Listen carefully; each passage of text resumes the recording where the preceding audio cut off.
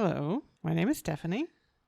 And my name is Jason. And this is our podcast, Edible Ethics. Is that what it is?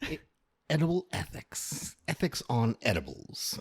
We are beginning this podcast as a planned series of conversations about perennial or new ethical issues or ethical challenges that are arising. Conversations that we have why we're high on edibles. Exactly. One of the things that we've decided is that the way that marijuana can help take the edge off could actually be a really interesting entree into difficult conversations or conversations about difficult topics.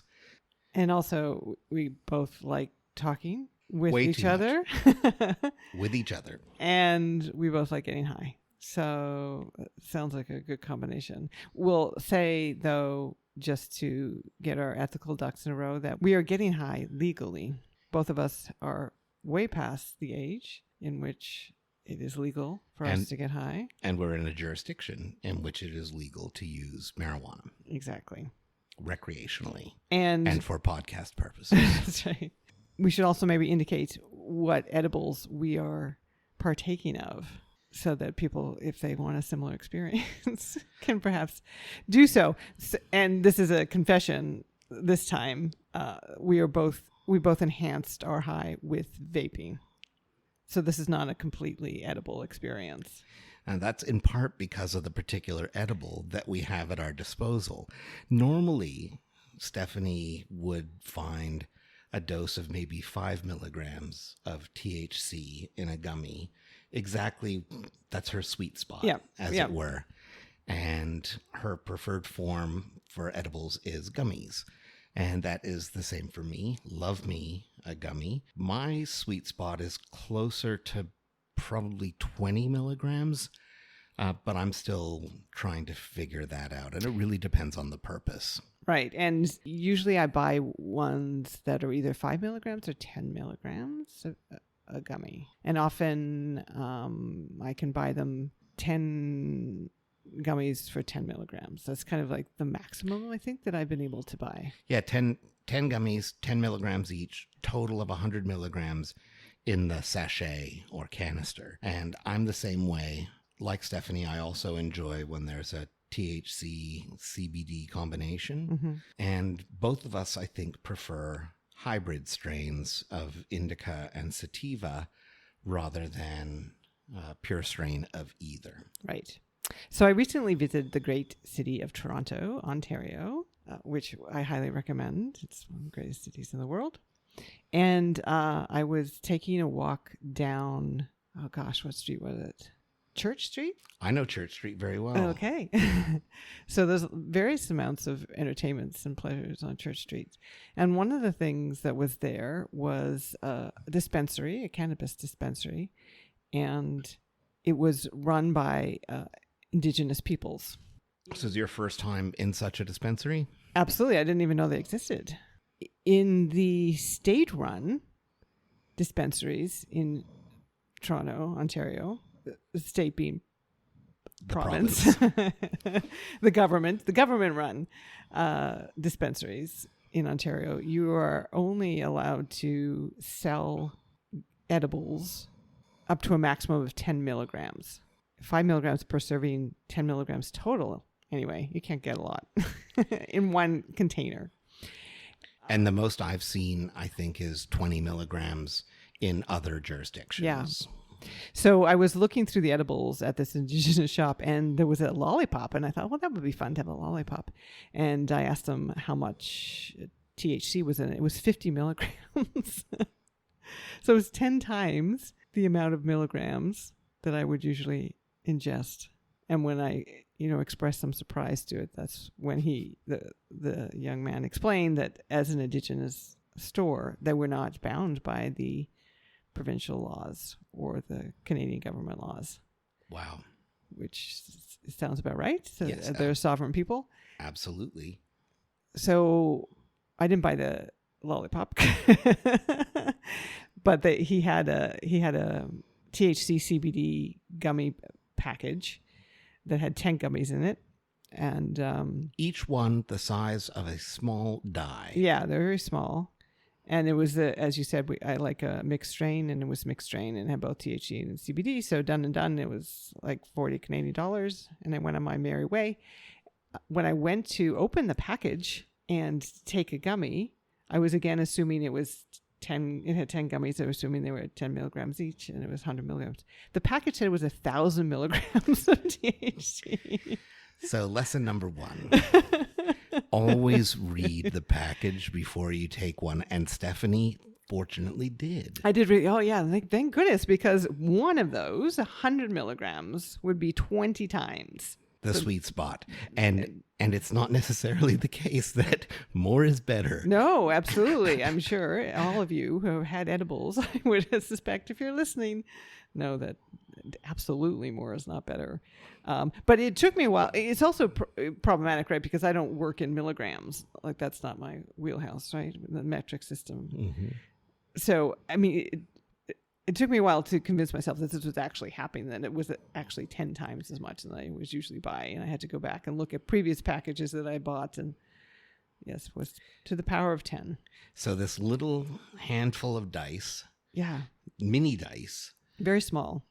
contains 1,000 Yep. milligrams of THC and 1,000 milligrams of CBD, 1-to-1 match. And as Stephanie said, that's 20 times her normal dosage and 5 times my normal dosage. But what's funny about this is that these little things are so tiny that it's very hard to get 1/20th Right, exactly. of a gummy.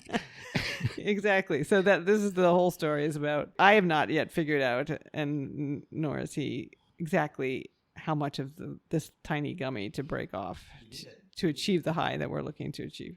We need a tiny meat slicer. Yeah. And then we could cut it in tenths. Well, yeah, and this is presuming that the THC is evenly distributed in the gummy. Like, I don't even know There might be what that molecule there looks might be like. there might be a sweet THC center that we haven't gotten to Yeah, I yet. mean, in fact, I've already had that experience where I tried to take a tiny bit and it was too much, and I just, fell asleep for 2 hours and woke up kind of groggy.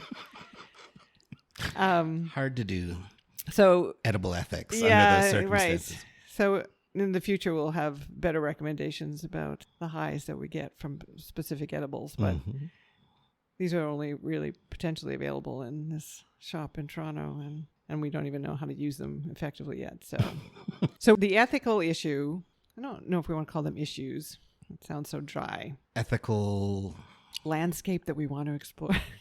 I think that's actually a good way to put it, because we're interested in the environments in which we behave ethically or unethically, and some of the environmental drivers of either good or bad behavior. So I think landscape is actually a really good metaphor for that. Well, we're going to explore the ethical landscape of weed. That seemed like an appropriate way to begin. Absolutely. And I want to point out that even though I'm going to start off by talking a little bit about the history of legalization and criminalization of marijuana distribution and use, of course, the legal landscape and the ethical landscape are not identical by any stretch. And that's something that I think is beginning to change a little bit. It's not often the case that law and ethics align beautifully. Sometimes the law is lagging behind, for instance. Sometimes the ethical understanding is lagging behind as well. Absolutely. So, we'll do our metaphor. The law and ethics kind of are navigating the same landscape, but sometimes they wander on different paths and at different paces. But we would like them to be aligned. But at the same time, I think the ethical and legal considerations help shape those landscapes as well. And so create new paths or create obstacles, or by contrast, smooth paths. I'm going to say forward, but I don't mean that in a progressive way. I'm using the path metaphor. Yeah, right.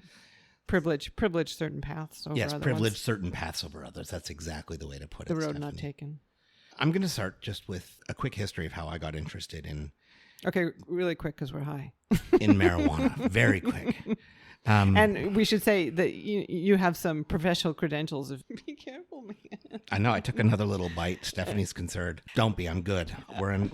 We're safe at home. You have some professional credentials in the ethical arena. Mm-hmm. So I didn't try marijuana until I was in my 40s. Nobody offered me any in the first case. It wasn't that I had any objection to it. Me as well.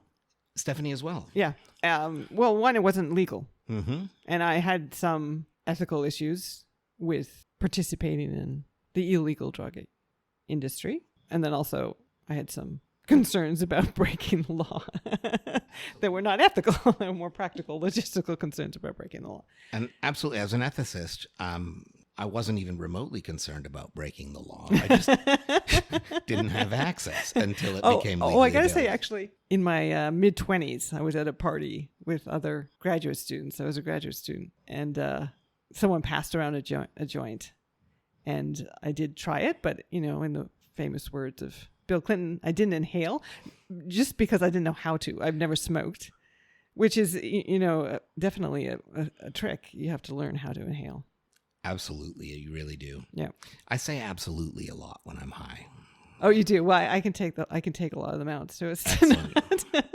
I think that's an excellent idea, and I absolutely recommend it. So I didn't have any experience with it, but I was asked to participate in a conversation about the medical uses of marijuana for various kinds of neurological conditions. And so I started doing a little bit of research, and then that sort of flowered, as it were. And you asked because you are both a philosopher of biology and a philosopher of ethics. That's right. And so ever since, my interest in this has blossomed or flowered. And I became, at some point, the opportunity arose for me to try marijuana once it became legal in my jurisdiction.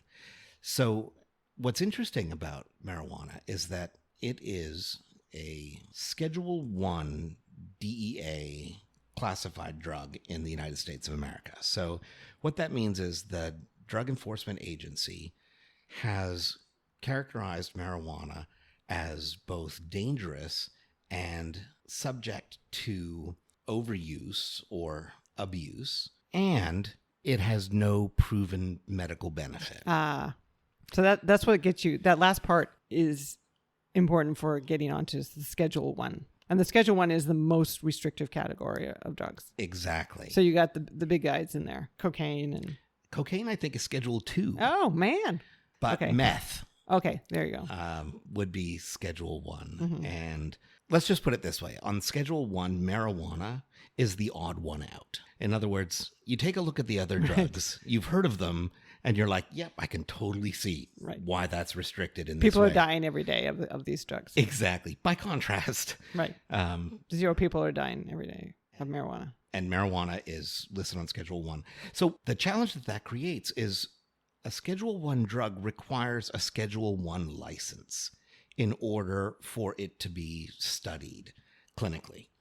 And getting a Schedule 1 license historically, and that when I say historically, I mean up until about this year, has been really, really difficult. There are major research institutions in the US that have exactly 0 people with a Schedule 1 license. So as a result, there's what many people have referred to as a catch-22.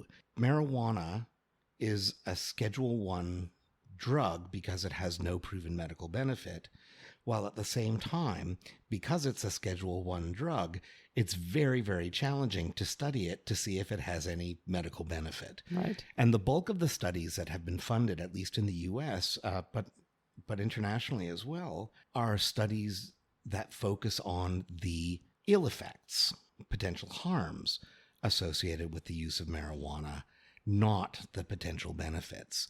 But that's starting to change now a little bit.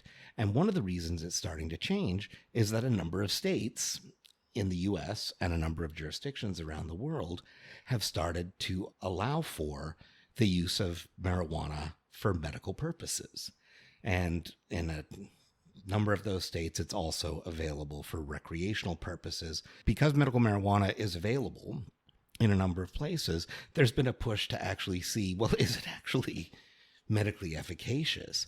Because right now, though there's, some evidence that it's useful for some things, including nausea and certain kinds of pain, there is not a lot of evidence beyond that yet. Yeah. In part because there's just not a lot of evidence, period, around marijuana.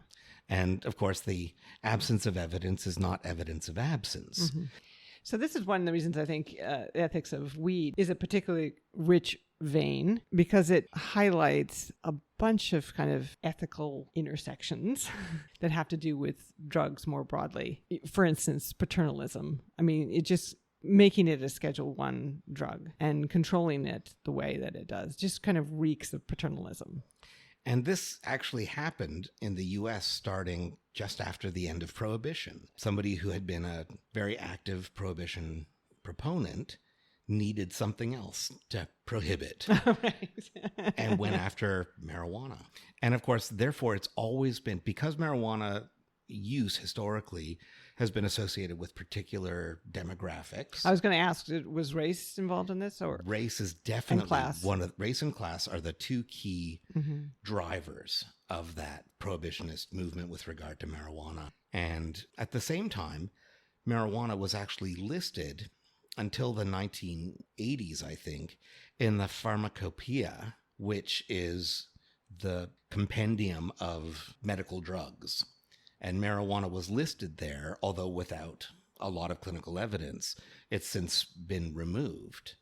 And so as a result, we're in this weird space where medical marijuana is now legally available in a large number of places, and yet it's epistemological, to use a philosopher's words, or, what we actually know about it is dramatically limited. And therefore it's, insofar as we're supposed to think of medicine as evidence-driven or evidence-based, because we don't have the evidence base for marijuana, it's a kind of perversion, potentially, of medicine, which is one of the reasons I advocate for a non-restrictive approach to marijuana generally. Well, it's also a perversion of the legal impetus. I mean, so we were talking earlier, connection between ethics and law. We hope that our laws are governed by and reflect our best ethical impulses as a culture and a community. And so, certainly paternalism might have a place in law, but the way that it's been treated legally, it is not actually protective. In fact, as you're describing, it's the opposite, because we both aren't aware of the potential benefits it holds to our health and happiness. But also, I mean, you've mentioned there is some research about harm, but not a lot. That's right. So, and no kind of long-term longitudinal. So we're not actually, we don't have access to the information. And it's even worse, Stephanie. It's even worse. Let me just point out that because so much of the research was based on marijuana grown at this one facility. Oh, really? The marijuana that's grown at that facility has way less THC and CBD in it than what's commonly available now in the dispensaries, or for that matter, on the street. And so what evidence we have is based on something that's supposed to stand in for marijuana, but in fact isn't representative of marijuana at all. Now, again, that's starting to change a little bit, but we just don't have the evidence. So the paternalism aspect, the ethics of paternalism is available to us. But I'm particularly interested with weed in this larger ethical conversation about the difference between medicine and drugs, which seems to be the kind of primary driver. That's what the fight has been about, right? Mm-hmm. If it's medicine, it's okay. If it's helpful to your health, it's fine to take. But if it's not, but if you're using it for any other reason, then it's unethical and immoral and can be legislated against. Exactly. And that's especially so in the states that allow for medical marijuana but not recreational marijuana use. When I was talking to my parents, who are older than you, older than me, wow. Even I know there's people in the world older than me. I was describing a camping trip in which a I indulged in marijuana for the first time. This was shortly after it was legal in the place where I was living. And my mother was raised as a Mormon, and she was, I think, slightly taken aback with my description of drug use. And she mentioned that, oh, well, my brother-in-law takes some CBD for sleep.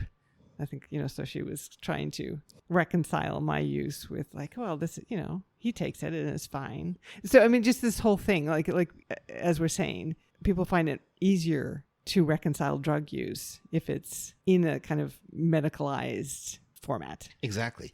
Opioids are fine for pain management, but not fine as a drug. Now, that's a pretty stark case. Right. But there are way less stark cases, and marijuana is one of them. And I'm going to call you out because you have participated in this kind of thinking sometimes, where I have, mentioned to you the number of drugs that you take. The number of legally prescribed drugs that I take. But I would just describe them as drugs. Well, it's not just you have legally prescribed, but you also have. I'm just clarifying that Stephanie, when Stephanie says the number of drugs that I take, she doesn't mean that I'm also on meth. And no, exactly. But that's what it sounds like. And so you would counter, immediately, oh, well, these are prescribed, as if if it changes fundamentally their nature. But of course it doesn't. It changes their legal nature. Status. Yep. And it changes, for most people, it seems to change their ethical status. Right. It changes the narrative around it and allows for it to be ethically justifiable as distinct from doing drugs. Doing drugs. Exactly. And so and Stephanie's right. I'm totally guilty of this kind of thinking when it comes to my prescription drugs. Because it's almost like the doctor made me do it, right? So exactly. You are offering your agency over to a medical professional, and if they tell you to take this drug, then you'll take the drug. That's completely true. And I will take it. I am a very compliant patient, and so I will take it religiously, including a drug I'm on that gives me diarrhea. Well, you're a compliant person. Yes, exactly. Exactly. You're looking to comply. But so what I just find so interesting, right, is that morally, ethically, the bigger we are, the communities in which we live, different people have different standards, but generally we are fine with people doing something, ingesting something to relieve pain, but we do not allow people. There's a much higher bar to clear if people want to take something to feel pleasure. Absolutely. And where do you think that comes from? Well, puritanical? I do believe it is. And it actually fear of pleasure. And it really carries over too in terms of a very popular distinction in ethical discussions about any number of topics these days is a distinction between therapy and enhancement. Mm-hmm. The presumption is therapy's ethically acceptable. Right. It's just fixing something. It's just fixing something and restoring someone to some normal level of functioning, as distinct from enhancement, which moves beyond and emphasizes some other goal than merely the alleviation of pain or suffering of some medical sort. I mean, this kind of came up in the early days of depression medication, drugs. I'm just going to call them all drugs. I think that's good. I think let's normalize that stuff. Right, exactly. So that in the early days of depression drugs, Prozac and that class of drugs, where it was kind of a moral panic, right? Because people were taking these drugs to be happy. Well, you're not allowed to just take a drug to be happy. And it wasn't really until kind of more discussions about the suffering that people with depression. So they weren't trying to get to be happy. They were just trying not to be terribly depressed and suicidal. Oh, okay, well, that's okay. Same drug. Right. Just redescribed. The same drug, the same person, the same situation, redescribed. Yeah. So there's no danger of depression drugs making people happy. That's never going to happen. That's never going to happen. We're just satisfied if it makes some people not so terribly unhappy, not so crippling. So we're lacking evidence that it's helpful, medicinally helpful. By the way, we also lack evidence that a whole lot of other drugs are medicinally helpful, Yeah, but it's not a very including rich. antidepressants. Yeah, that's true. But it's kind of like, if it makes me feel good, what does it matter? I'm trying to remember the Sheryl Crow lyric. If it makes you happy, then how can it be so bad? That's right. And Especially if it makes you happy at no one else's expense. my impression is that weed, amongst so many drugs that are out there, recreational and so-called medicine, it is one of the ones that is the least likely to cause social harm. With one glaring exception. Okay, let's hear it. The entirety of the drug trade, the illegal non-medical drug trade, is driven by cartels. Oh, absolutely. Yeah. So that was my ethical Objection in the first objection place. to doing it when it was not legal and it was not regulated. And so the push toward legalization of marijuana is meant to keep the, as it were, the cartels out of it. The marijuana is grown under, certain relatively well laid out restrictions or constraints, and it's federally or state regulated or Right. provincially regulated, as distinct from the black market. Right. So we'll just, in the future, we'll be buying them off Amazon, which is just a federally regulated cartel. His own ethical challenges there. So I think one way to clarify the point, or just to make it a little finer point that Yeah. Stephanie was making earlier, is that absent the backstory, or in the context in which growing and distributing marijuana is legal, there are few drugs that you can imagine that could cause less social harm than marijuana, than individuals taking marijuana for whatever reason they like. gives them joy. It gives them joy. So, for instance, people always make the comparison to alcohol and the social ills that convey with alcohol use, violence, including domestic violence. But then also the health related issues like cirrhosis of the liver. But again, there's the social harms on the one hand, and then the more individual harms. Cirrhosis of the liver is an individual health problem. Yeah, and you can make the argument that it's a burden on the health system, but, In places that have a health system. in places that have a health system. But there's no evidence even from the studies specifically designed to explore the negative effects of marijuana use. There's no evidence that marijuana causes the kind of harm to individuals that alcohol use does to alcoholics. And I certainly enjoy alcohol as well as a drug and the effects of alcohol. You and me both, sister. Great. But one of the things that I like about marijuana that is in some ways the opposite of alcohol is alcohol, obviously, as we know, is an uninhibitor, disinhibitor.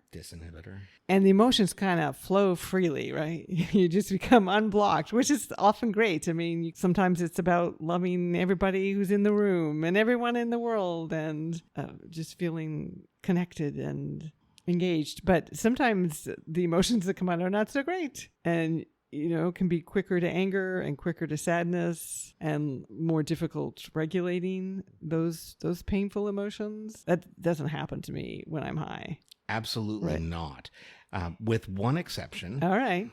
In my case, but it wasn't marijuana. It was magic mushrooms, in which case I went out of my way to tell everybody how much I loved them and even proposed to somebody that I'd met a week before. Well, that's not ethical. But you're right. You're mellow. So I mean, mellow. like if no one's going to war, no one's getting in a bar fight. I mean, it's different if you combine alcohol Sure. and marijuana use, Sure, yeah. because then you end up with potentially the worst of both. Although in many cases, the combination of marijuana and alcohol is sleepiness. That's true. Nausea. And so, Yeah. I mean, your mileage may vary. It really is going to be dependent on individuals and their tolerances and so forth. So I think this is one of the reasons why the social harms are perhaps not so prevalent with marijuana, because everyone's just like, chill out. Exactly. I mean, there's some evidence beginning to accumulate that driving while intoxicated by the use of marijuana is socially problematic, but it's not as if you go to a marijuana saloon and smoke up and then get in your car and drive home in the same way that you do going to a bar and getting Yeah. drunk and driving home. So the social, the sort of very immediate social environment of the use of the drug is really different from the use of alcohol. There have been a few public surveys in the last decade or so since states have started really getting on board with the idea of at least medical marijuana. There have been a number of public opinion surveys that have demonstrated that the majority surveyed strongly believe that marijuana is less harmful than alcohol. And yet alcohol is fully legal everywhere under particular constraints, whereas marijuana has only recently begun to be available, and the restraints are much more restrictive for access to marijuana than they are for access to alcohol. So, I mean, that's a good point, given that marijuana isn't as prevalent and has been so tightly controlled. It may be in the future, as that changes, that more of these social ills come to the forefront, and it might be a different ethical conversation. But I do think, because there's this obvious hypocrisy with alcohol and marijuana, that the ethical issue is not about the social ills that it causes.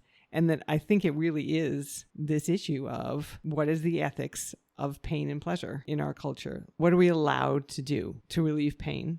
And what are we allowed to do to create pleasure for ourselves? And, and what counts as pain? Because is pain the absence of pleasure? What's this normal state that we're all supposed to be allowed to be in, where we feel a little bit of pain, we feel a little bit of pleasure, but not too much of either? One really interesting thing that I heard recently from a scholar of marijuana usage is that in some states, up to 50% of the marijuana used is still obtained illegally, is still black market marijuana. And so then that also creates interesting questions, for me at least, about the demographics of that and the potential issues of class and race coming back into this conversation.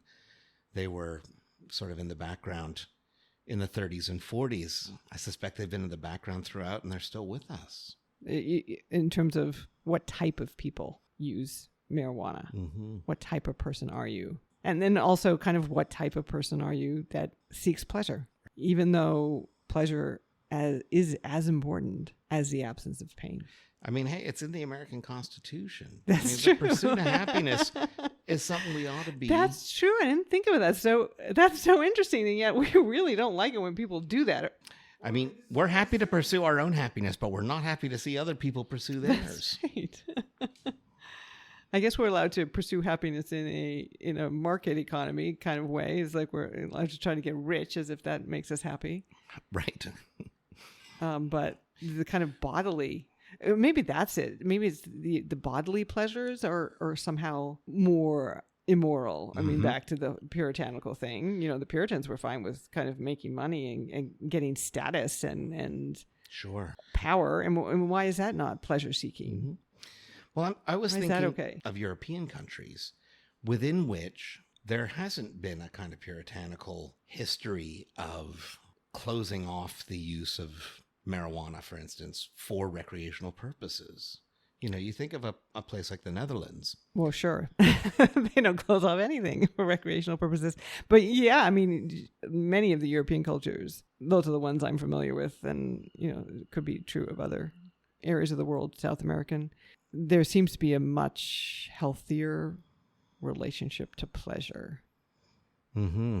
And they make it easier to access across the board, the various pleasures that are afforded to us. And they also don't work as much for that reason, because the idea is that pleasure-seeking activities are an appropriate way to spend one's time.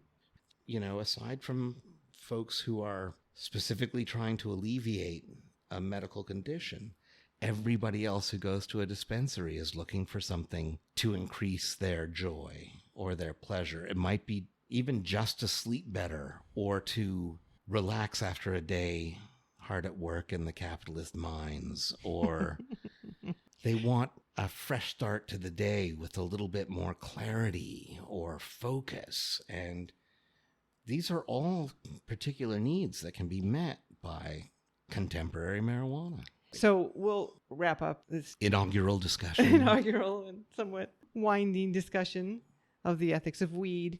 We'll each of us say what we think is maybe kind of the ethical crux, or the really kind of the ethical heart of this issue. What maybe we should be thinking about when we think about the ethics of weed. What's your big kind of... Well, I'm going to go back to something Stephanie said earlier when she said that she wasn't interested in marijuana when she was younger. It was in part because of the criminal enterprise within which weed was featured. And to me, that's one of the big challenges. I'm not interested in supporting a criminal enterprise. Mm-hmm. So where the weed comes from is important to me. And so I think, although you buy from Amazon. And that is true. At the same time, on Amazon, I try to make the most ethical purchases I make.